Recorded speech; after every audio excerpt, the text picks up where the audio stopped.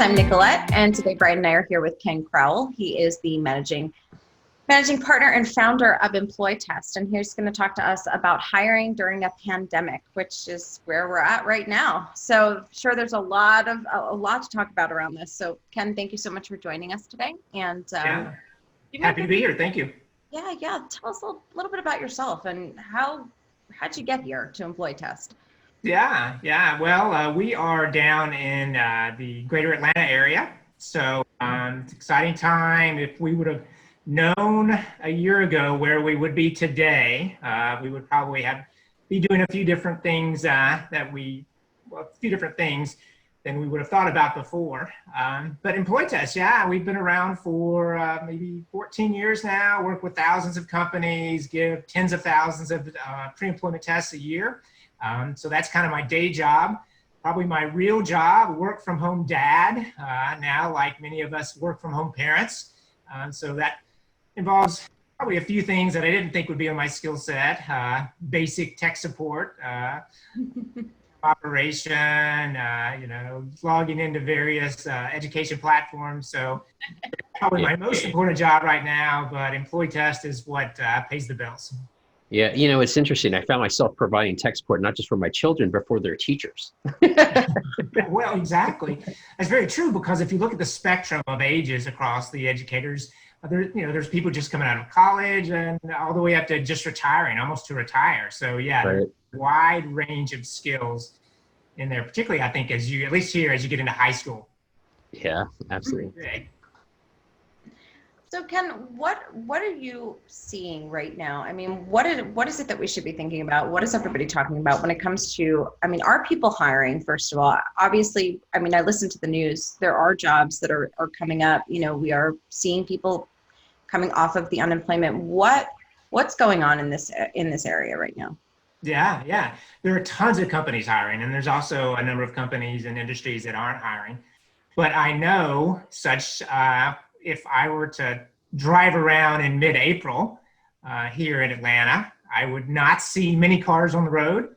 Not a lot of businesses working, not a lot of people making progress. But then I go out this morning and, that is just full of people going to work, construction, schools are moving back into session here. So there's a lot of activity. The unemployment rate did spike up to about 14% in April, and now it's back to 10%. It's nowhere near where we were wanting it to be back in the good old days of under 4%, around 4%. But there is a lot of activity going on. We see law firms hiring, we see government entities hiring, county, state, city governments. We see any manufacturers hiring. As you can imagine, we don't really see much in the hospitality industry. Those customers are totally at as well. Not a lot of work. But there's a lot of bright spots out there. Mm-hmm. So do you see also certain patterns, like certain companies or types of companies that are more likely to go back into the office than other companies? I have seen smaller companies who are working in more of your office park type environments going back. So you think about, we're in suburbs here, those little office parks that maybe have 100 offices or something like that, where people can easily move from their car into their own specific area. That they're not riding an elevator, they're not going into a large floor in a larger building. It seems like those types of companies are a little bit more apt to be going into the office. Now, things I've read about the high-rise buildings, how you're going to have one or two people in the elevator, and then if you look at the square footage of a office floor, you can only have a certain number of employees there. So it's really going to limit the people in high-rise buildings, but the more of the office parks are where we see people going more into the office. And then, of course, so many people are working from home these days that a lot of that doesn't even matter. They don't even plan to go back to work. Right. So Well, to that point, let me ask, is there, since there are so many people working from home, how is this trend changing the way employers are hiring? Yeah, that's a good question, because there's three different things that we think about. There's obviously the technology angle to it. So, we're talking via computer when, a year ago, maybe we would get together in a studio or something like that and talk. People are interviewing over Zoom and or Skype or the various platforms in terms of video interviewing. So the technology is there, and the applicants have to have that sort of technology, basic level of technology, to even perform well in the interview. I mean, forget about the job. That's just the interview. Right. So that's one part. Another part is the fact that a lot of times companies would do group interviews, whether it's group of people from HR or the hiring company getting together in the conference room and asking questions of the interviewer. But now, obviously, that doesn't happen. It's much more of a one-to-one type situation. I'm talking with one or two other people, and I'm not meeting everybody else in the office when I go in for an interview. Right. So what skills are companies looking for, or future employees need to have to work remotely? Because we've been working remotely for I don't know how long, right, Nicolette? And there's a certain skill set, in that, and being able to sort of manage yourself. What are they actually looking for in terms of skill set for remote? Well, because people aren't in such close proximity anymore, we're all just typing, sending emails, typing. We're not popping our head in the office. We're not running into the conference room. So much more written communication is on. So think about written communication, you think about some of your basic level skills, grammar, spelling. Can you put together a coherent email that doesn't go on too long, but just hits the right point? Because people are I would never get a job. Brian would fail. I don't want to interrupt Ken, but I was thinking, oh my God, Brian's never getting a job. I would not. That's why you interview people, right? Right. I would not be employed for the next 30 years of my life or whatever I got left in my work career. Yeah. Great talker, not such a great report writer. Well, actually, what's funny is I can write the grammar part, not so much. I leave that to other people to edit it. But no, you want to know what it is? I know we're getting. So Brian thinks so quickly that his words don't catch up. Yes. So they're missing words, and he's just typing, and the words are missing. So you have to really put it all together. And and I have this bad habit, because Nicolette and I have been working with each other for 10 years, and it's a bad habit where I know she's filling in the blanks, so I just hit send. Right. Like I don't even really go and read it, which is horrible. Yeah, I would never have a job. Ken. Well, you guys are such a great team that can play off of each other, and she feels you guys complement each other, right? But think about if you're sending an email to a customer. Yes. Or if your job is in marketing and you're supposed to approve a document that's going out to press. I mean, if you don't have those sort of skills, I mean, you're done. I mean, it's just when we talk with tons of people like that. They can text. We know they can text, update whatever social platform they're on, but you ask them to put two sentences together that are grammatically correct and make sense, and it's just like it can't be done. Cannot be done. Well, now, Ken, you guys do pre-employment screening. So how does this kind of factor in? How does that change now in this current environment? Yeah. Well, it's a lot more important. The federal government a couple of weeks ago put out this call that said that employers should be looking at applicants' skills, not at their education. Now, in the old days, we would just, pull out a resume and we would say, okay, they graduated from here, high school, college, all these sorts of things. And that would make so much of the bulk of why we were considering them. Do they have a college degree, advanced degree, something like that? So that kind of a little bit of the old method of hiring. And now, based on pandemic and really over the past couple of years, we're really looking at what are their skills. I mean, what can they actually do? Can they compose a letter? Do they have technology skills? We don't care so much about what their degree is, but if they can summarize and they have great analytical skills and great basic skills, then that's the type of person that we want, regardless of what sort of degree they have. So that's important. So I have a heavy question. Uh-oh. Is college even necessary anymore for things that are not trades? Yeah, that's a great question. And as a parent of a high school senior, we've had those conversations, a lot of them, in the past couple of years, because one of my children was saying, well, maybe I don't need to go. And I said, yeah, maybe you don't need to go. It's not for everyone. College is not for everyone. Now, we do expect, at least in my house, to have some sort of advanced degree, whether it's from a technical college or the bachelor's or something like that. But it's certainly not required to be successful. Now, what we're hoping is these trends, just like the federal government was talking about earlier this year, these trends for hiring for skills, not for education, continues to grow and grow. But it's certainly not a requirement to do great in a career. So do you see a lot of, I mean, are there people who don't seem like they fit a certain job description that you see really, kind of whatever pre-testing there is, just kind of knock it out of the park? Yeah, we do when they're given the chance. So sometimes our customers will come to us and say, we've got 3 or 4 different applicants, and there's 1 or 2 that may not work very well, but we're required to test everybody and see what their skills are. Mm-hmm. That occurs, and then you end up talking with them 6 months later, and the people that they thought were going to do so well weren't the ones that worked out through the testing, and then it was a kind of an outside candidate that they didn't have a lot of faith in. Mm-hmm.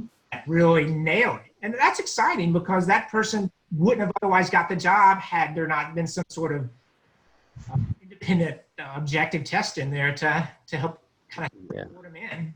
Yeah, I know from just hiring people over the years, I always say one of the most important things to me is how sort of intelligent they are, meaning how adaptable they are, how quick they're learning, things like that. Depending on what you're doing, but, that actually seems to be one of the biggest skill sets, like sort of the adaptability that people have, because every environment's different and things are so flexible and they change, Yeah, exactly. Yeah. Cognitive skills, analytical skills. I mean, those are things that you can move the dial on a little bit, but it is a little bit preset. So, and that's a skill, no matter if you're a trash collector, an ability, no matter if you're a trash collector or a podcaster, YouTuber, anything, that if you have that analytical skill, you should be able to succeed in a job. So what happens then when you hire the wrong candidate? I mean, this can be devastating, but it happens. There have been people that I thought were awesome, that maybe just don't turn out the same way. I'm sure, Brian, you've seen a lot of that. I think everyone who's ever hired people, you run into that at some point or another in your career, Well, that's really the reason that we do so well, is because this happens on a day-to-day basis. People would really, if they just took a dart and threw it at a dartboard and put all their candidates up there, we're not doing some sort of very structured process of interviews and assessments. They're equally likely to get the best candidate by just throwing a dart. So it's tough. And, it's tough for big companies when they make a hiring mistake. It probably causes a little bit of embarrassment internally.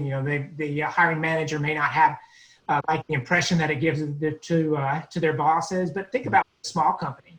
If you have a company of 10 people and you hire the wrong person, that can just be devastating to the business. It could cause the business to close.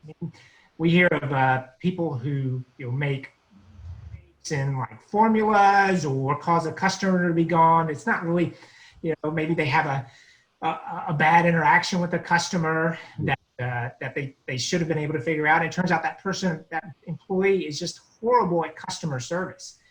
We heard of examples of maybe somebody I think it was in the roofing industry, where they got in a fight with one of the customers. If you think you send your salesperson out and he ends up fighting with his prospect, that's a closed deal right there. Yeah. So, skills like horrible emails, putting the wrong formulas into Excel spreadsheets, all this stuff can come together, and the average cost of a hiring mistake can be $15,000.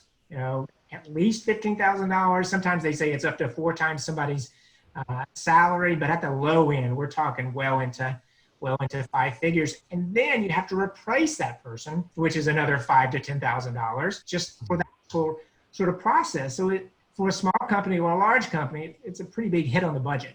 All right. So what are things, especially if you're hiring people that are, say, managing other people or pieces like that, what skill sets are you testing for, right? What are the things you're looking for to go, this is a good candidate? Yeah. Well, you want to have somebody who's achievement oriented, who wants to do well.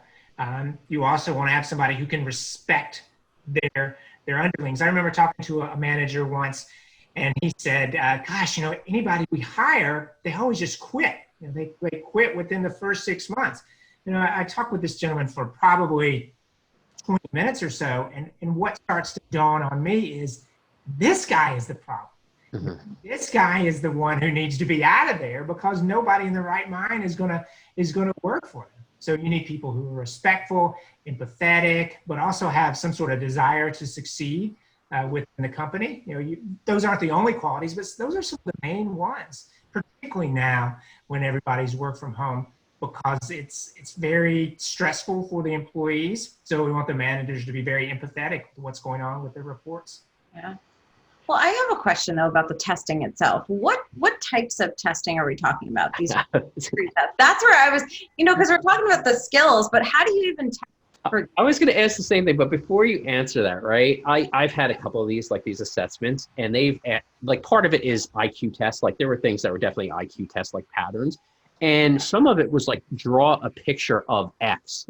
Like your house, right? Like to Nicolette's point, what are they looking for when they ask you to start drawing a picture? Right. Yeah. Well, and we hear about the ones like, what kind of kitchen appliance are you and why? And you have to think, well, a microwave, a fridge, what are they looking for? And then you're like, well, how does this even apply to the job that I'm being hired for? So some of the big tech companies are notorious in the past for having very cerebral type questions like that we try to get to the core of the person. But we have tests like that. I was asked once what type of vehicle I was, and I wrote a fire truck, vroom vroom on it. How am I supposed to answer that? Like, what's exactly. I'm wondering. I don't even know. It's a mess. I mean, there's so many out there, and that may be organized, and then you have people who may just be sitting there trying to think of some really offbeat, wacky questions just to challenge you. They don't even care what the question is or what the answer is. They just want to see what your reaction is. Uh-huh. So that's kind of the bad side of pre-employment testing right there, and behavioral testing. We look at the qualities. Think about for maybe a customer service representative. What are some of the qualities that somebody does well in that position? Can they handle stress well? Mm-hmm. Can they relate to the customer? Are they a good team player? Topics like that. And then we structure questions around those job-related tasks or abilities, I guess. We structure questions around that, and that's how we come up with how we develop the test and the kind of the composition of the test. We want to make them as job-related as possible. We don't need to know what kind of fire truck you are or kitchen. All that stuff is out there. We don't need to know that, but to make them as job-specific as we can, that's important. So these are written tests, or are they verbal tests? What? Yeah, they're actually, it's all done online. Yep. It's all done online. Candidates can take them from their phone, from the computer, and then it goes through an algorithm that scores the test and gives a score. And then we give the hiring managers or the people in human resources the analysis of what the scores come back at and what sort of questions you should ask them based on those scores. So it's a real developed by people much smarter. So the first people speaking with the candidates are the companies themselves, not you guys, right?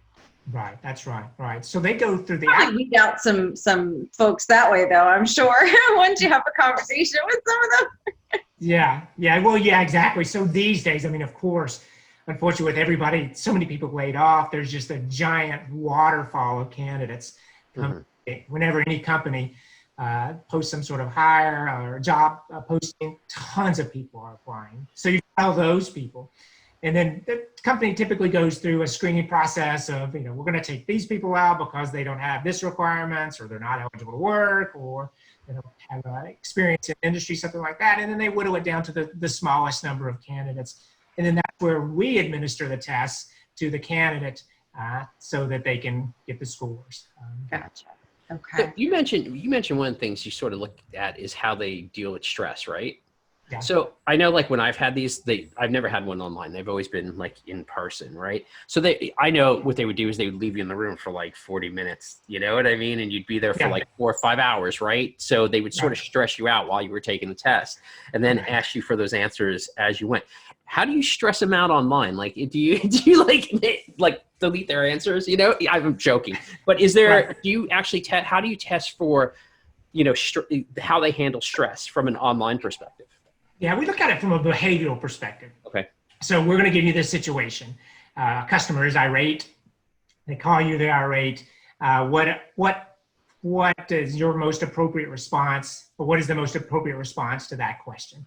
And, it's not as easy as, let the customer hang up with them or tell them you love them, you'll take care of them. It's somewhere in the middle. There's nuanced answers, but according to the algorithm, that puts the best, it judges the best answer, and that's what's promoted and factors into the score.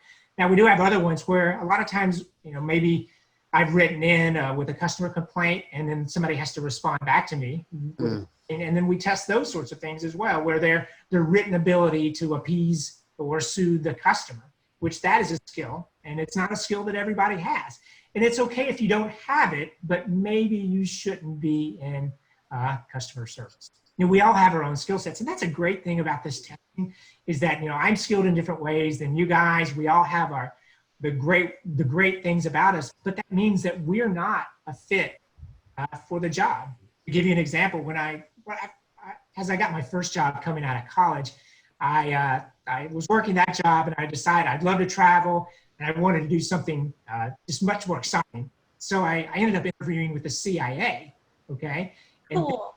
Central Intelligence Agency, and it was lots of fun. I made it through the first interview, which they asked political type questions of who's the president of this and what is that. I aced that, and then the next interview was something like this. You're undercover in a European city, and you meet one person who knows you as this alias, and you meet the next person who knows you at this alias, and then suddenly those people are coming together. And how are you going to explain your relationship because they both know you by different names? So that was a train wreck for me because I couldn't keep all that right in my head, and I didn't have a great explanation for that. So at the moment, I didn't get the job. I didn't proceed in the interview process, but that's okay. That means that I wasn't a great fit for the job because they knew what they needed, and I wasn't a match for it. Right. Yeah, that could be dangerous, right? So you can't just let anybody in there. But Right, run! Exclamation point. Right? I know. It's not easy, yeah. No, you're right, and I think some of those tests, I don't know how they are today, but back, when I took them years ago, some of them are pretty complicated. Like they were not very, simple tests. You had to really think about the way you were going to answer stuff and go through it. And they're designed to be that way because we don't want people to be able to look at the test and know inherently, if it's a behavior type test, inherently what the right answer is. It defeats the purpose.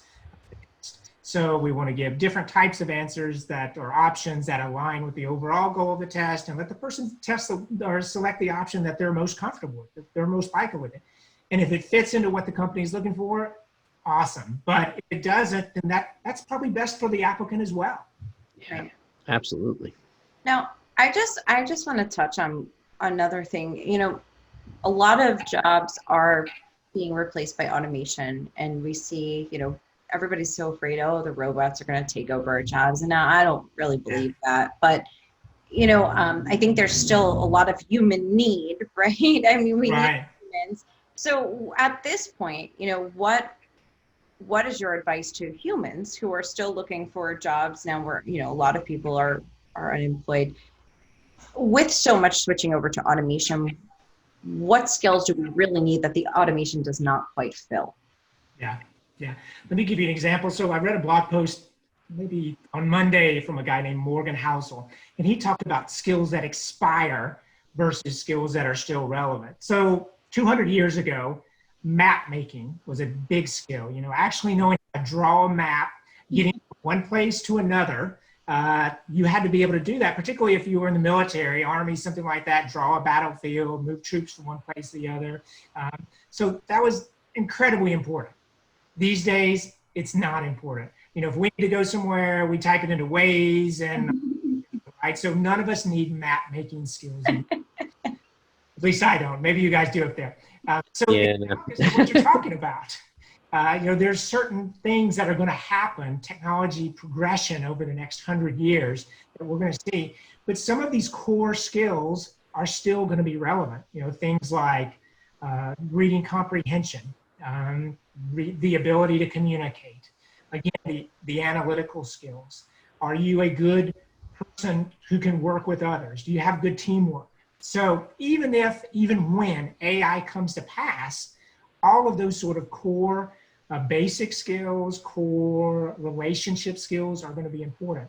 We may manufacture cars, if we even have cars, in the same way, very differently 100 years from now. But there's still going to be people who need to program in the basic math, sell sort of systems, and those are those types of things that are still going to be important whenever AI hits us. So besides, obviously the building AI, right, where you were talking about some of the analytics and the core programming skills, is a skill set people are going to look for is actually working with AI, how well you could work with AI, because as AI gets more and more integrated, Nicolette and I know Dr. William Berry, who works with MariaBot, and it's a teaching assistant, and the teaching assistant's being incorporated into teaching.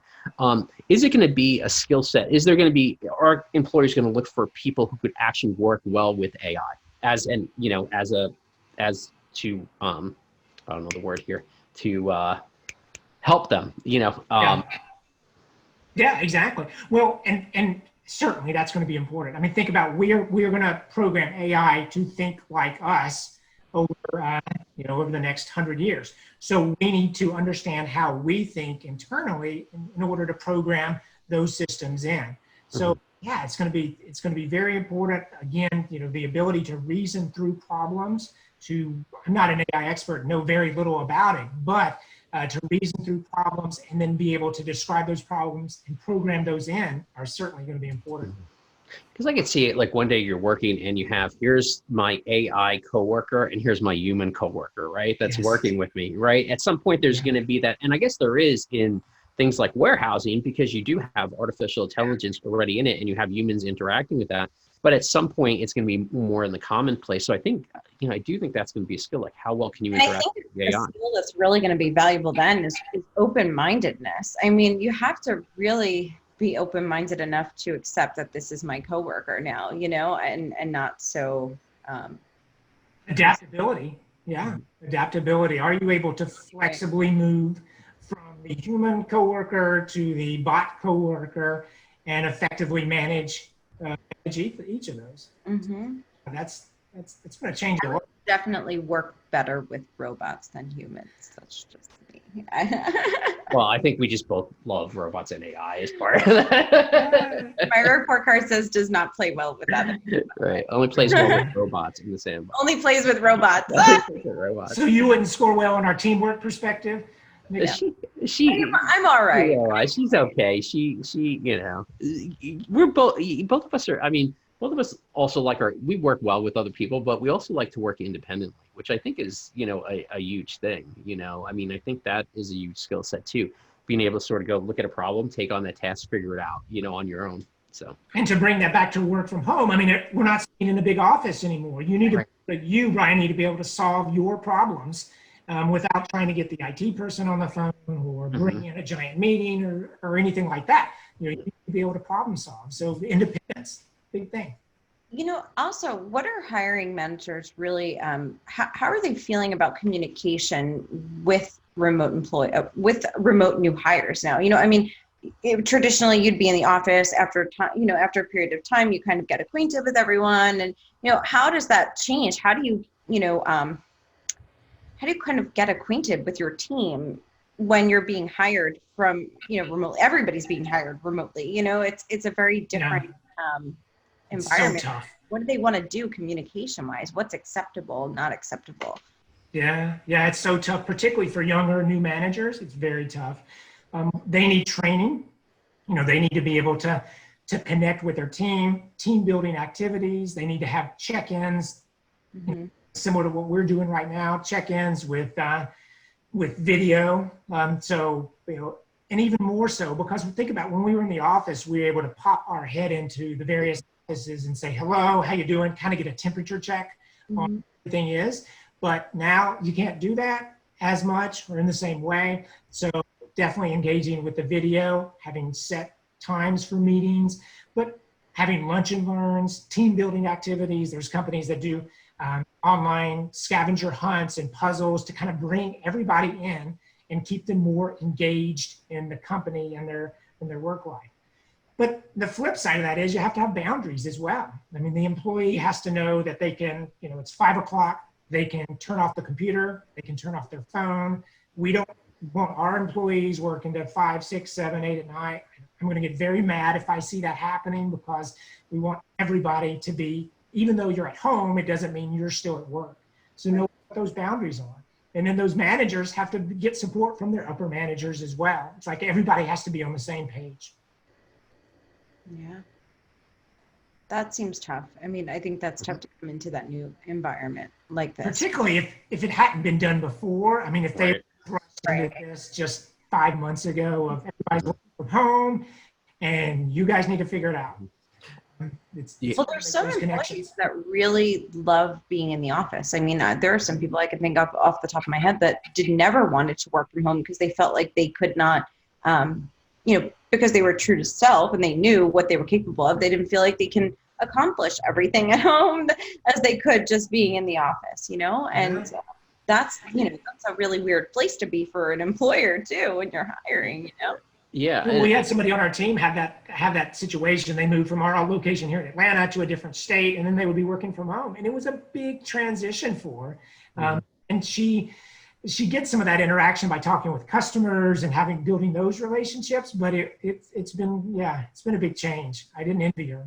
Yeah. Do you think also too, I mean, and I definitely agree, because I think people you saw a lot of people who went to the extreme of like just almost working 24/7. I mean, not really, but you get my point. Yeah. Like working super long hours, to people who actually on the other end that were probably only working a few hours a day versus, 8 hours. And maybe they were really working the 8 hours in the office, but you get my point, like working less. Is it something that, now that everything's sort of remote, like you sort of know what people are doing at all times, is it something that I'm not saying it's going to be monitored, but is it something that's going to be more maybe monitored? I mean, you want to be monitored, but it's going to be more obvious to companies, when people are not working or working. Yeah, we hope not. I mean, we really want our customers to judge their employees on the results. Right.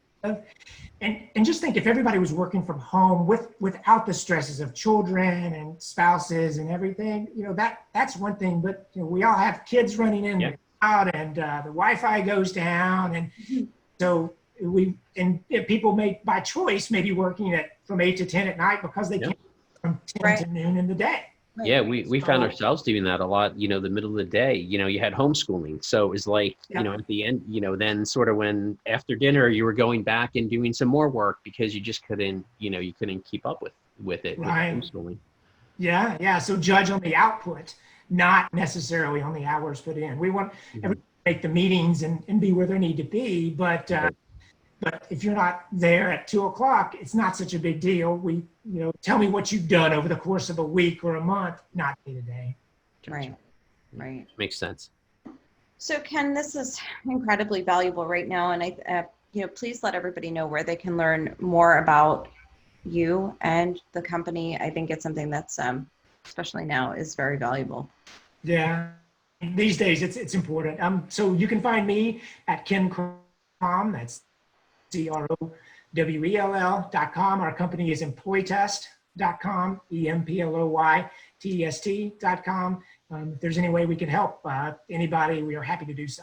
Yeah, and everyone will put the links in the description below, so that way you could, check out EmployTest as we're testing your hires, right? Exactly. Right. Keep those crazy people out of your company. That's right. Kick out the crazy. That's right. Ken, thank you so much. We appreciate it. Ken, Thanks, guys. We appreciate you having me on.